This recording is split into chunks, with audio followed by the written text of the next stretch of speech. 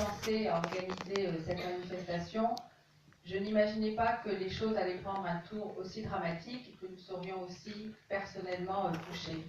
Je voudrais saluer dans cette salle, vous tous, mes chers amis qui avez répondu à cet appel. Je voudrais saluer tous les élus qui sont là ce soir, vraiment du fond du cœur de participer à ça. Je sais que vous représentez Lionel Royer-Perrot, Sabine Bernasconi, Dominique Tian, Guy Tessier, j'espère Renaud Muselier, qui n'ont pas pu être là ce soir, mais qui ont participé. J'ai oublié quelqu'un. Et forcément Yves Morel, forcément Jean-Claude Godin, pardon, excusez-moi, je savais que j'avais oublié. En plus, forcément. Donc je voulais les remercier chaleureusement de leur intérêt, de leur manifestation et de leur solidarité.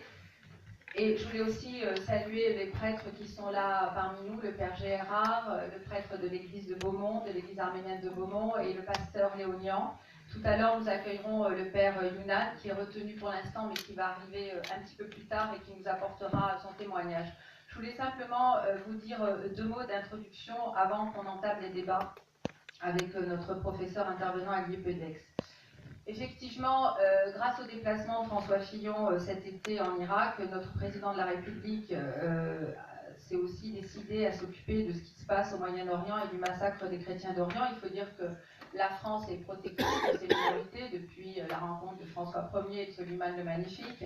C'est une longue histoire que nous avons en commun avec cette partie de la Terre. Et si on peut se réjouir de voir une mobilisation nationale et internationale en faveur des chrétiens d'Orient, on ne peut qu'être particulièrement inquiet de ce qui se dessine aujourd'hui.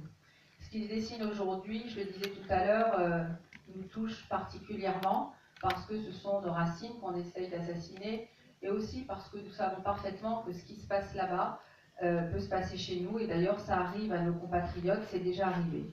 Je voulais vous dire aussi que cet été, peut-être comme d'autres parlementaires, j'ai été très sollicitée pour me rendre en Irak parce que le 23 juillet, j'avais posé une question à l'Assemblée nationale et que l'engagement qui avait été le mien aussi, je pense, pour la pénalisation du génocide de 1915 a fait que certaines personnes se sont tournées vers moi et d'autres parlementaires qui ont j'allais dire, les mêmes désirs, les mêmes combats.